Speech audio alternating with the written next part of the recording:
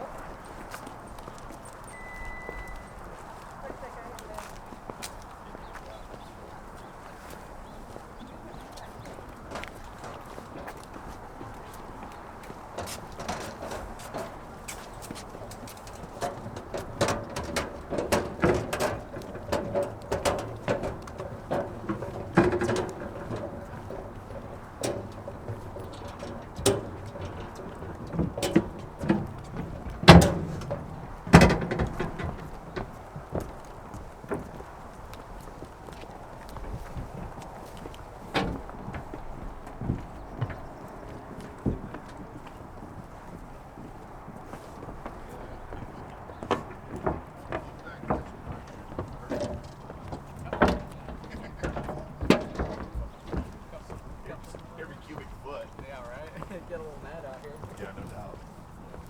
Welcome aboard, guys. Oh, here for you. I guess so. Yeah, welcome to the Margarita. We just named our boat a couple weeks ago. That's Got nice. no salt around the rim, right? That's funny.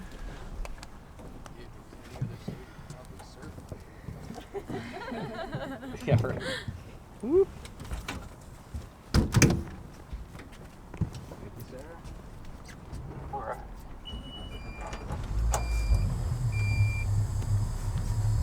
Yeah, welcome to the marina here. Typically, it's full of 200 sailboats, but currently we've probably got maybe 25 in here. And the reason it hasn't been so busy, even in the middle of the summer, is because the water level's still been pretty low here. I don't know if you've heard about the Great Salt Lake in the news at all, but here it's in the news quite a bit, especially last year, because it hit a record low last year. But we got super lucky because we had a great winter.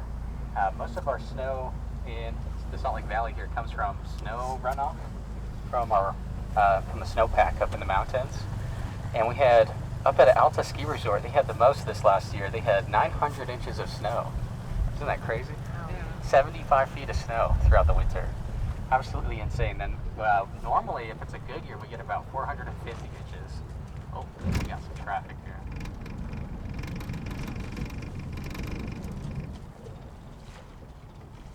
I'll wait for him to come through. But if you see this barrel up here on the rocks, typically when the lake's full, we want it to be above that barrel. Oh, wow. So it shows you how low it still is. But, oh yeah. So last year, this whole marina, all these docks were sitting on mud. We had about 1.5 feet of water in there. And so we had to end our season in the beginning of September last year, just because there wasn't enough water for us to get out of this channel here. And towards the end, at the end of August, beginning of September, we could only fit like 4 people on a boat at a time. So if you had one too many, you'd sit an extra inch too low and we'd drag on the bottom. So luckily this year we don't have that issue. So hopefully we'll get another good winter this year. That's what we're hoping. But yeah, welcome to the Great Salt Lake. This is the 8th largest lake in the United States, and we are the only boat on it today. Only motorboat anyway. Besides this other guy I just saw, he might be coming out too. So that's maybe 2 boats. But this lake is very large. It's about 70 miles from the north end of the lake to the south end. Wow. About 30 miles wide. And it's massive. It's very shallow though. So, the average depth is only 42 feet.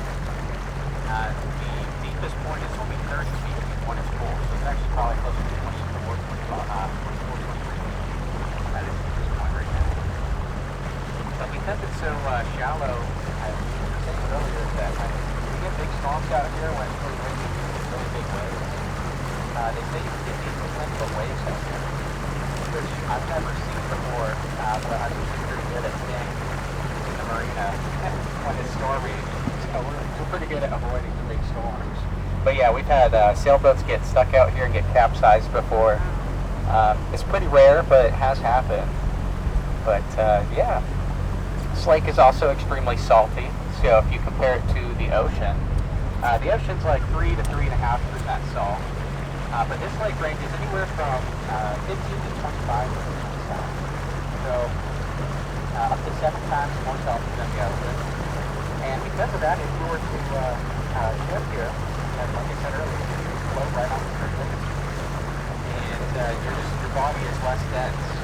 Or the water here is more dense than your body. Just float right on the surface. Yeah, I don't know if anyone's swimming out here, but usually I'd point out people floating down. But yeah, here's a question for you guys though. How many species of fish do you think live in this lake? Yeah, 0 fish. Isn't that crazy?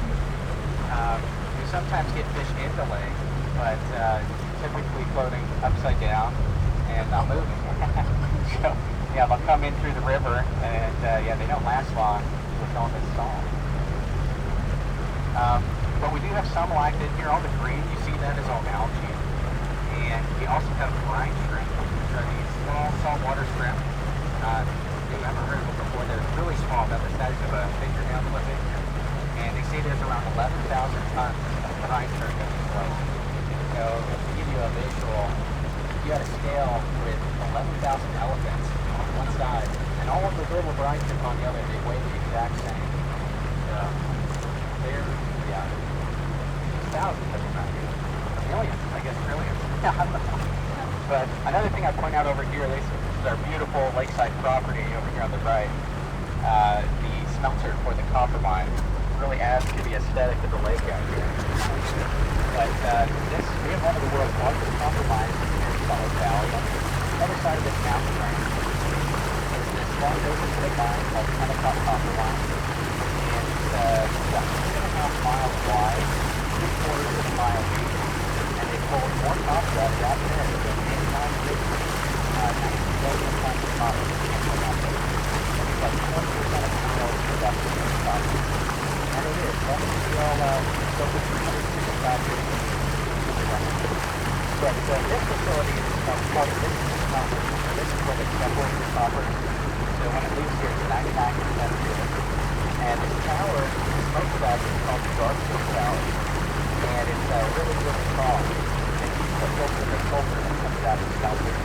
But here's another question for you. For true or false, that tower is taller than the Empire State Building in New York City.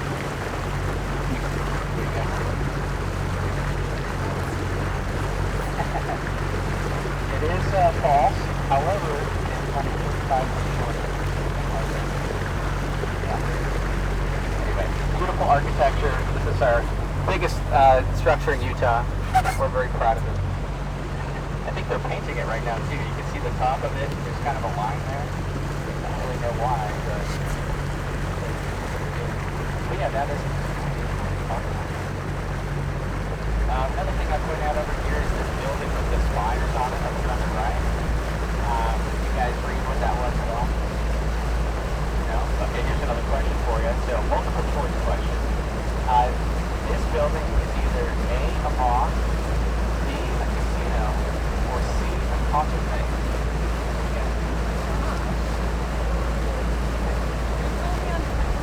Oh, they told you? Okay, you were driving. Thanks, my God. Now this is, so it is a C, a concert venue. It is, yeah, it looks kind of like a mosque or a casino, but gambling's illegal in Utah. I don't think there's any casinos on reservations. Wow. Yeah. Most of the reservations here are pretty far away from civilization, so I don't think they, you could just do it, we could just go and do it. But anyway, yeah, gambling in Utah. Everyone has to go to Wendover, Nevada for that. But this is called the Great Saltair number 3. I'll tell you about the original first, and then I'll tell you about this current building. So, the original Saltair was this massive lake resort that we built out here in 1893, a long time ago. And it was built about a mile out from the shoreline over here. So, kind of right in front of us over here on the water. It was built on 25 2,500 wooden pillars, and they had rolling coaster built out here. They had 40-foot wide boardwalks and over 1,000 showers for people to use when they came here. And it was this big tourist attraction right here. People would come out here on the train and come floating into mysterious water where you couldn't see. And it's very common. But unfortunately, the whole thing ended up burning down in 1925.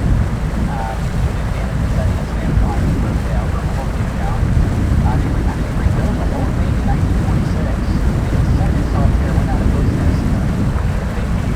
And that one also burned down in 1970. So, not good.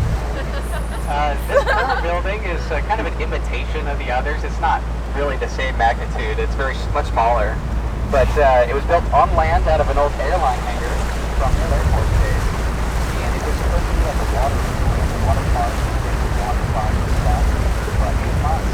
It was in 1983. And 8 months after they built it, the lake flooded. So the lake was, the water went up the doors right next to the trailer, kind of far away, but the water was up like 10 feet into the building. And it's so high, in fact, that they built a marina over there. And I think it's built it. But in the 90s, they reopened it. Now they're just an empty concrete. Not the best track record, but it's fire and flood. Anyway, that's kind of a strange building, strange architecture for Utah. But that's the last remaining of the lake resorts out here. Yeah, at one point this lake had 5 different lake resorts that were opened in from 1850s to the 1920s, and every single one of them burned down. Not good. Anyway, another landmark out here is this large island up on the right here. That is called Antelope Island, and it is a single arc. So you can actually go out there. There's a road that takes you to the island. You can drive the car out there, and they have all sorts of party animals out there. They have about 500 bison on the island. So if you want to go see bison around Salt Lake City, that's where you want to go. Very strange place, but very cool. They have a lot of deer, antelope, bighorn sheep, and coyotes. We also have a visitor center, a campground, and a lot of hiking trails. But I'm very interested. A lot of people go stargazing there because this popular city is a little bit outside that lake.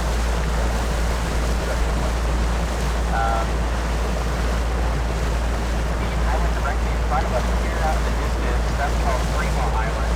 And that was named after a famous explorer named John Fremont.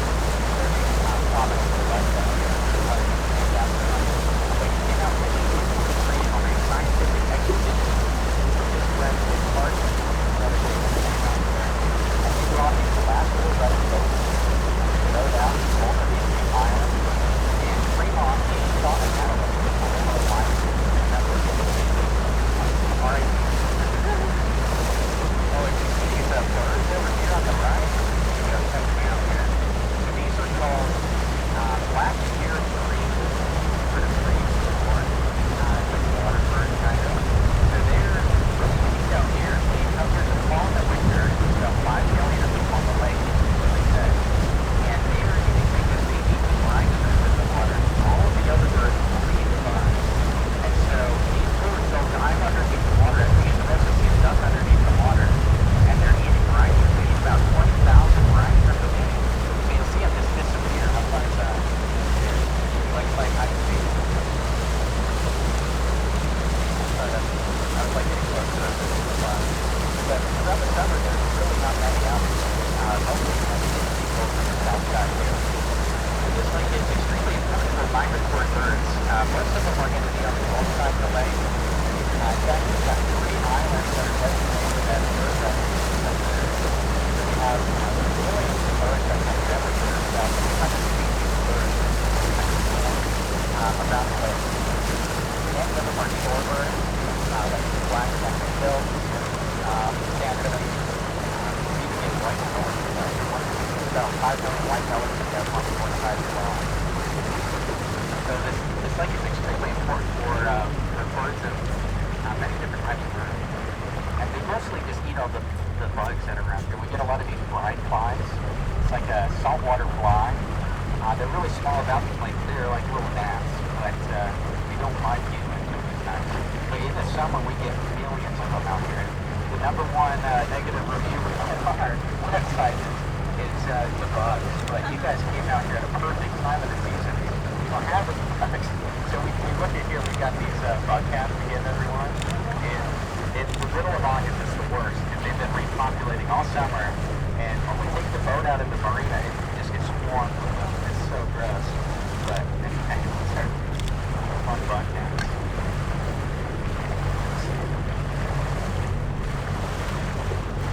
Everyone holds on to everything. I'll go a little bit quicker out here. Another island is this large one on the left. That is called Saltair Island. It's currently a peninsula. So you can drive up there if you really want to. There's not a lot out there though. Looks like there's a lot of deer, coyotes, mountain biking trails. A lot of people eat out there. But most of it's public land as well. Mountains here on the left, those are the Sandberry Mountains. And we had snow still on the top of those peaks in the beginning of August. That's crazy, just because we had so much snow this last winter. We had so much snow this year, I went skiing on the 4th of July. How crazy is that? I've never done that before. So, skiing and basically I love it.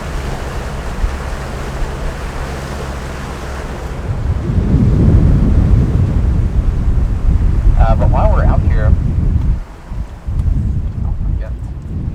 I've got this nice bucket here. I'll grab some of the salt water. If you guys want to, you can dip your fingers in it. You can feel how some people describe it as very slippery or soft maybe, because they actually use the salt here for water softener pellets. Oh. So you don't have to put your fingers in if you don't want to, but I'll bring it around.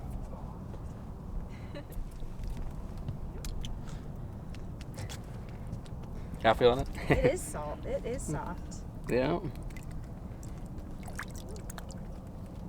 Oh wow.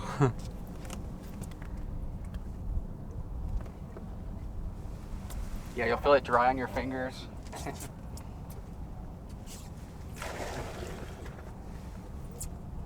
Alright. Then I can also. How far is this island driving? So. Like from the marina or from the outside part? From the marina, I think it's like 55 minutes. Oh. Because you have to go all the way around. Yeah. But so it is kind of quite a drive. Yeah. But yeah, it's pretty fun. From Salt Lake City, I think it's about 50 minutes, maybe a little bit less. But I've also got this shrimp net here. I can try to connect you guys to Brine.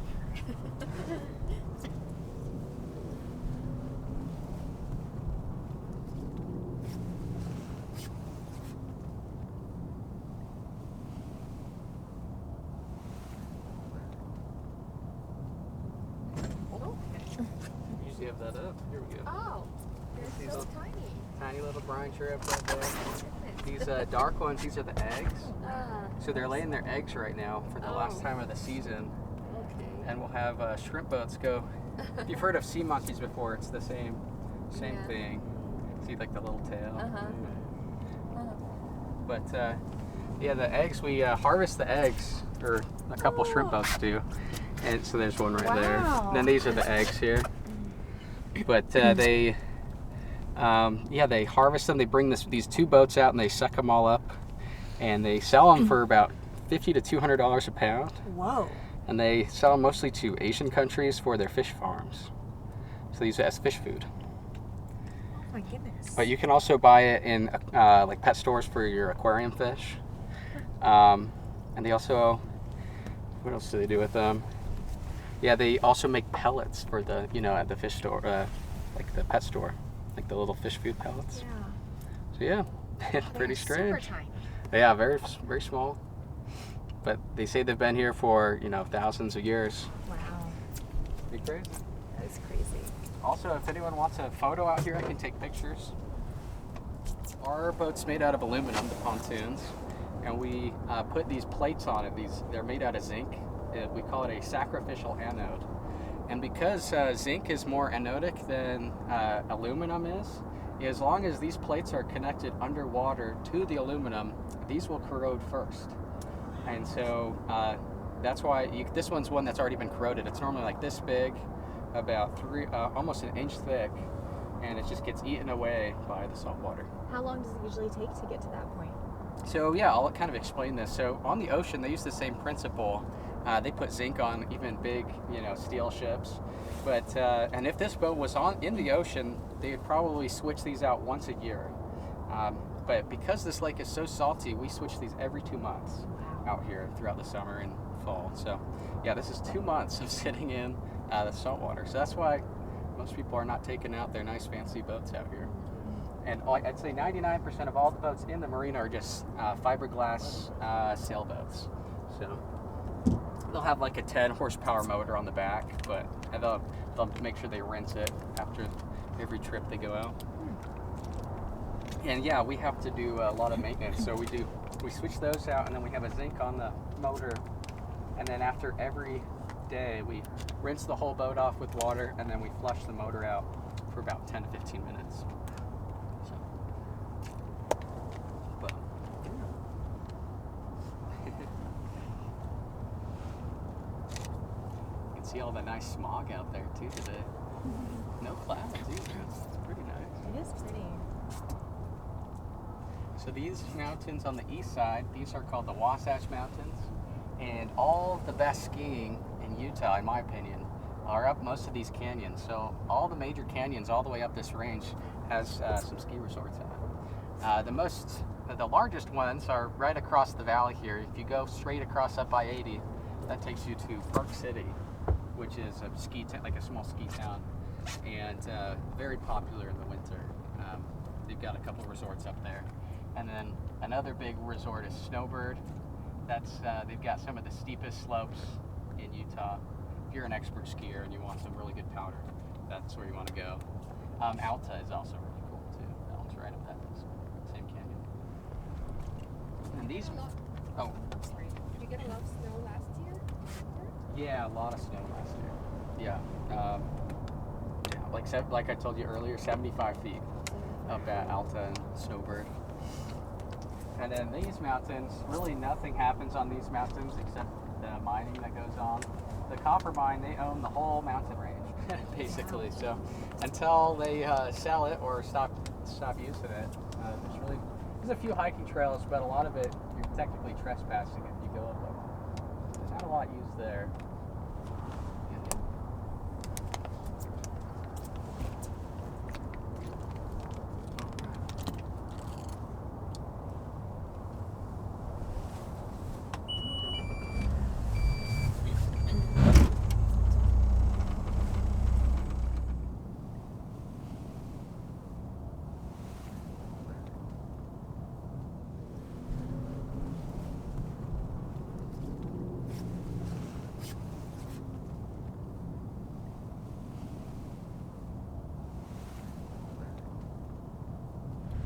I can also tell you guys about the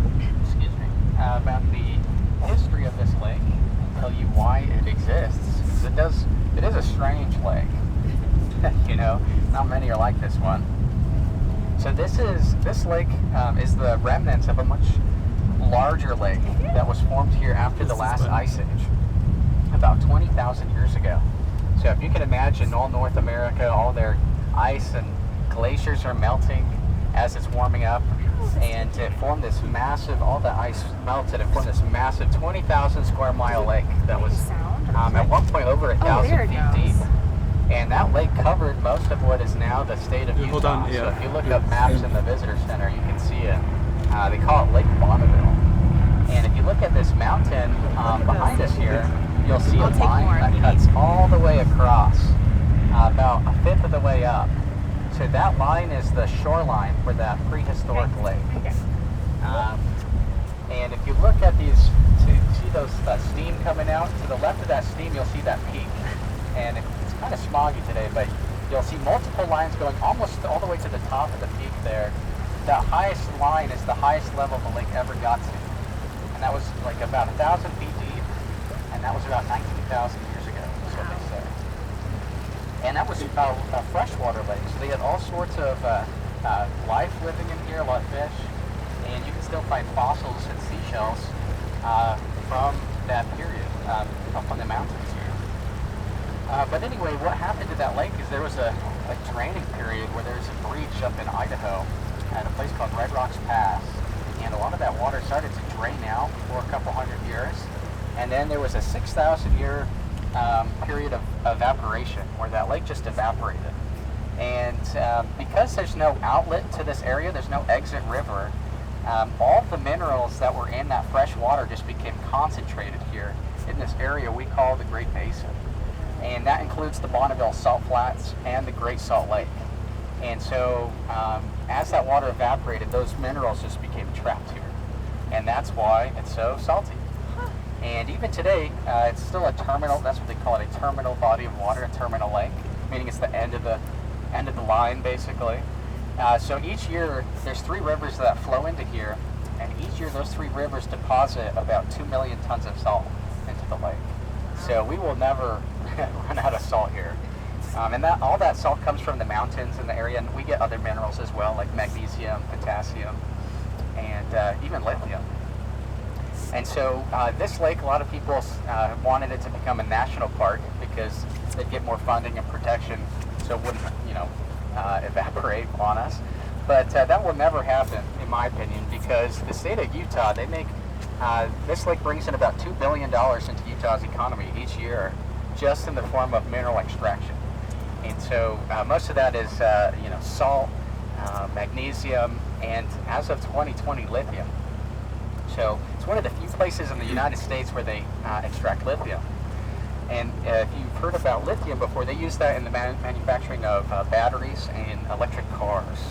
So that's a huge industry right now, And so 40% of Ford Motor Company's lithium they use for their electric cars comes from the Great Salt Lake right now. So and how they extract it is they have these massive evaporation ponds up on the north side of the lake, and they have these big canals that bring in water from the north side and put them into these huge ponds. They let the water evaporate, and then they go and extract all of the minerals. And this is the only place in the United States that where they extract magnesium as well. And they use magnesium in different metal alloys. They make fireworks out of it, all sorts of stuff. But about 14% of the global magnesium is sourced from the Great Salt Lake. The salt from this lake is not pure enough to be used as table salt. They could if they wanted to, and in the past they did use it as table salt, but there's a lot more regulations now, and it would cost a lot more money to process the salt in order for you to have it, at a restaurant or in your food and stuff. And so most of the salt here is used just for industrial use salt, road salt. So here in Utah, we get pretty much free salt for our roads. And so I always tell people never buy a used car from Utah because there's just a lot of rusty cars here. We also have a lot of car washes because of the salt as well, just so people's cars don't get ruined. But and they also use it for water softener pellets. They use for water softener at your house, all sorts of stuff. And if you, we were talking about the Bonneville Salt Flats earlier. So the Bonneville Salt Flats are about an hour drive west of here, and they have, it's just this salt desert that is one of the flattest places on Earth. And when it's really dry, you can even drive out there. It's all public land, so there's really no rules out there. You can pretty much do whatever you want. You just have to be careful it hasn't rained within the last 2 weeks, because you get stuck really easily.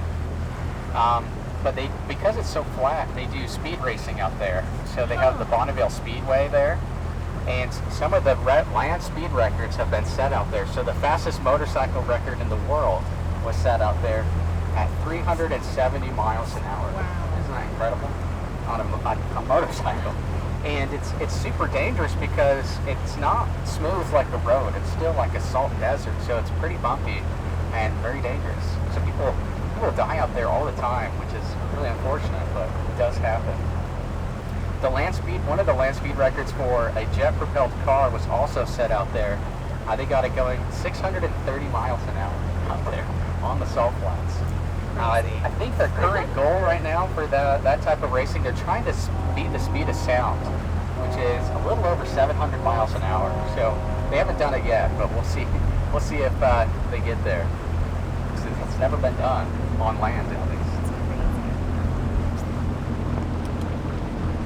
But yeah, if you can go out there, you can drive on it. I don't recommend taking your personal car, but if you have like a rental car or a friend's car, put that on line. Just because the salt can get up on your undercarriage of your car, and you don't get it all off, like in a car wash. Some of it stays on there. It can cause a lot of corrosion.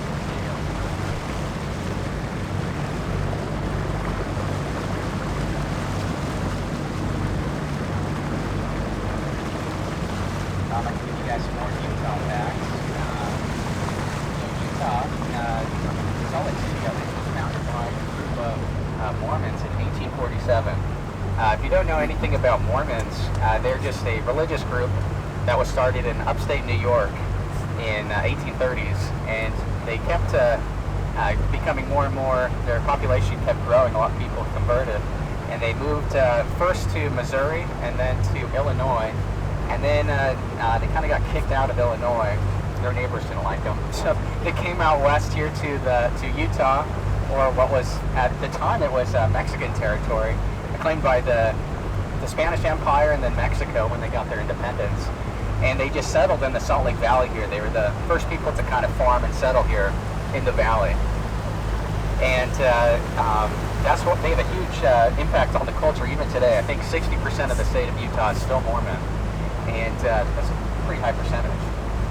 So if you go downtown, Temple Square is kind of the headquarters for the Mormon Church, and they also have something called like General Conference twice a year, where all of the members, they come here and it's like a big meeting basically, and that happens also close to Temple Square.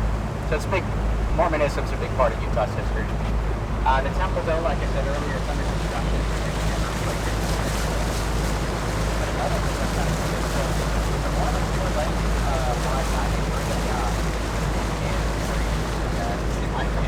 But if you've seen here on our state flag and highway signs, you'll see a lot of images of beehives everywhere. What they call Utah the beehive state. And the reason is not because we have a lot of honeybees here. It's because of Brigham Young, and his vision of Utah was a very industrial society where everyone's hardworking like honeybees, and where everyone's working together like they're in a bee colony together.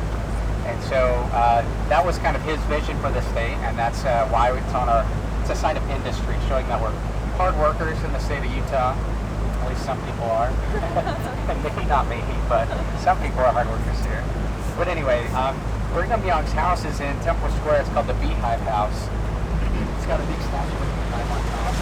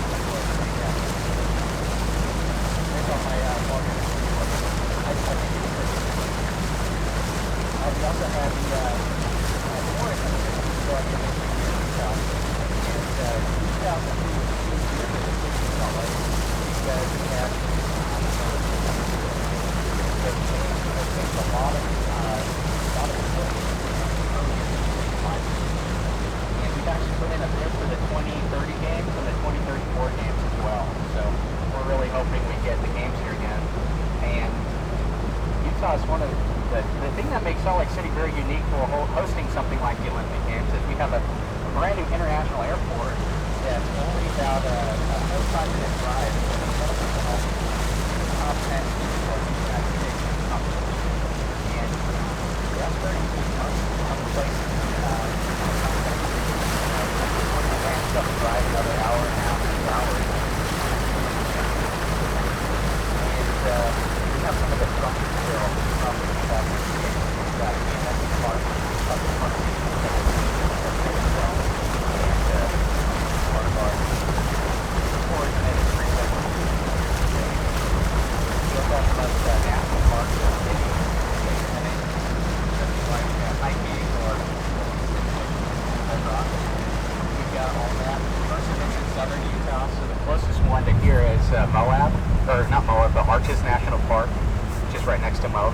3.5 hour drive from here. But very beautiful. Zion National Park is another very popular one. What else do we have? Canyonlands, Capitol Reef, and Bryce Canyon is my favorite. It's really beautiful.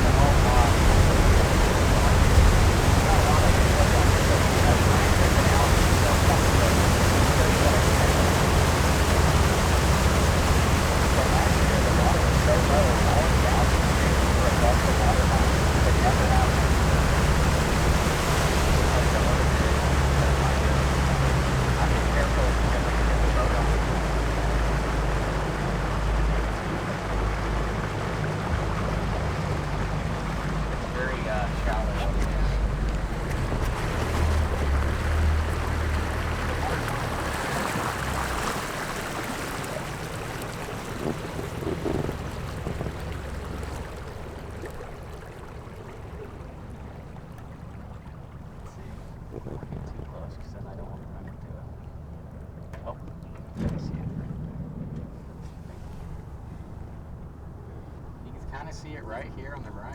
It's really murky water today. Oh, right here in front of us. Do you see that? Right underneath the water. Yeah. Oh, yeah. So when it's clearer, you can kind of see it better. But yeah, if you could go out here and walk right on it's like hard like a rock. So it's made out of mostly calcium and limestone, and then on the surface is algae, and it's all lighter color right now, but before last year it was all this green color because the algae was kind of scorched by the sun last year, so that's why it's kind of this lighter color now.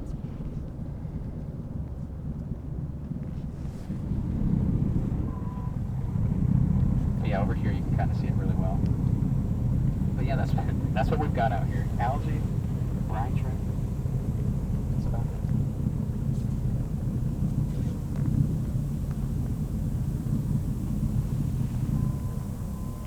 Last year we went through 3 propellers and one rudder because I hit it with the boat. Not just me, it was a couple of my coworkers too. But it was so low that even though we went around the buoys, we'd still hit it because there's some over there too. We would get hundreds and hundreds of birds on top of the algae. They'd come out here and just sit and eat bugs. They really liked it. All right.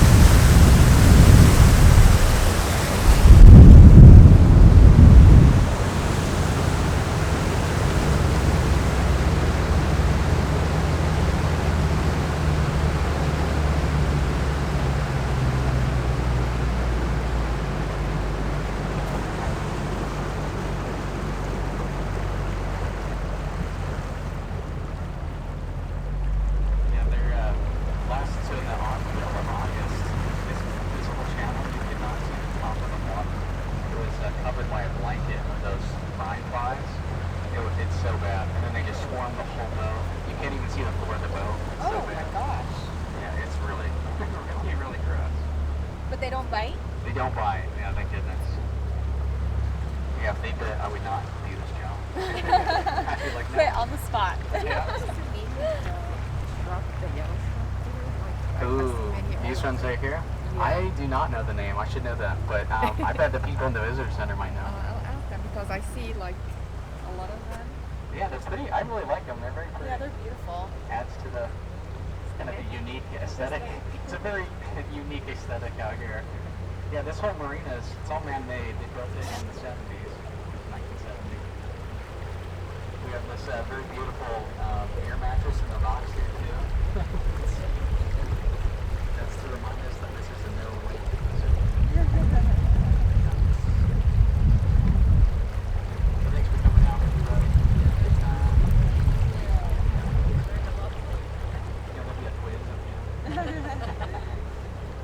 But yeah, people ask if we accept tips out here, and we do in the form of cash, Venmo, gold bars, Bitcoin. What's your Venmo? Yeah, I can give it to you when I dock the boat. I have a code that you can scan. Thank you, by the way. Yeah. But yeah, thanks for coming out, everyone.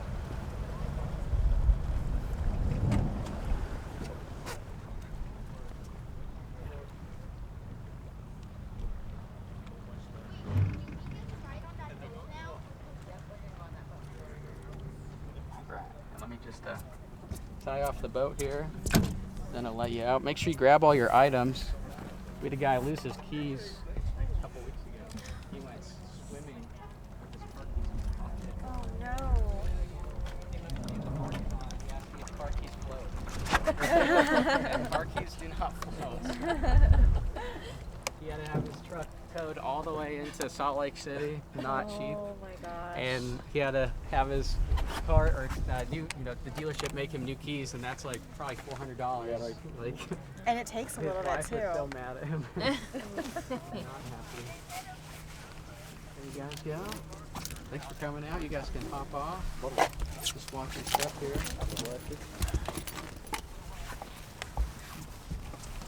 And then yeah, I've got a code here for it.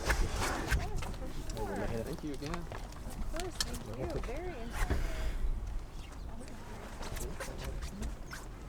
That's not bizarre.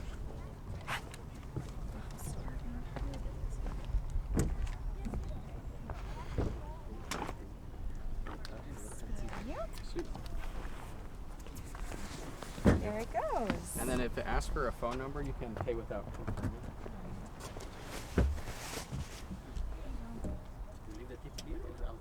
I can take it. Thank you so much, guys. Thank you for coming. Can I take a picture for you with the boat? Yeah, of course. Okay, because I want people to come and visit Oh, hey, thank you and so do much. the boat.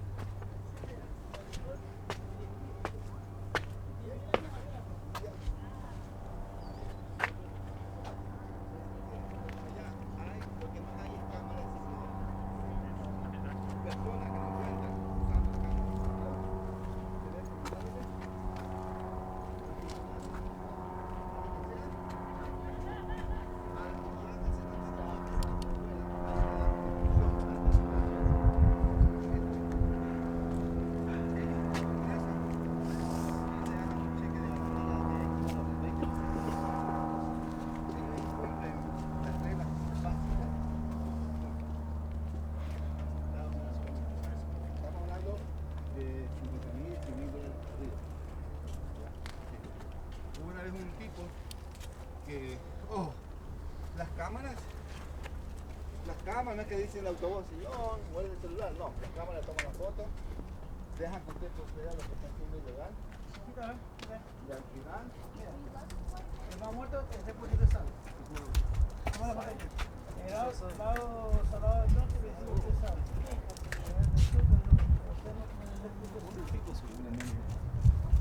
There's saltwater fish here?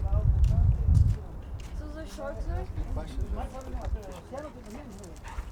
Menos que el océano, en menos, ese tiene más sal. There are no fish. Sumados los dos juntos, es más sal. Porque el más muerto, este es el más muerto. Tenemos el agua, el norte es más salado. There are no fish in Great Salt Lake. This whole lake, in fact, the only organisms that can tolerate a high salt content are brine shrimp, brine flies, and algae. Brine shrimp and the flies keep the lake clean and clear by eating the algae that grows in the water. It is the great stopping area for millions of migratory birds. They gorge themselves on the brine shrimp and flies.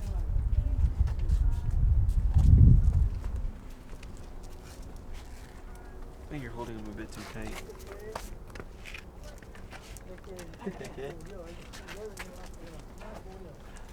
It's a really cool camera.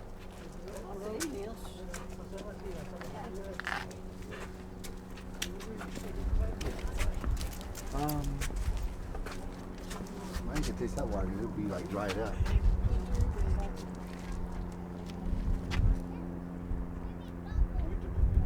Can we go down to the water? Does it say how big the lake is?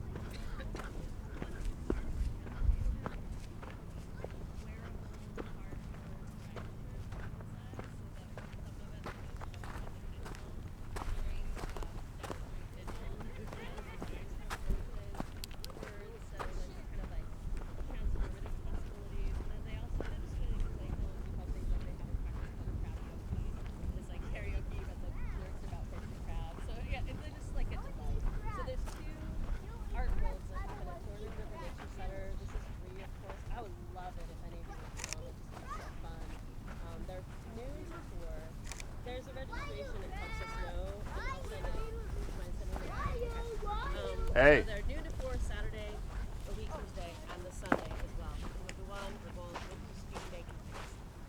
And it's really intergenerational, multicultural, and small organizations. So anyone can invite. Everyone's welcome. Living with the nature center is an amazing place to go. Right on the river. About 30 feet of snow. Smart enough, Dee.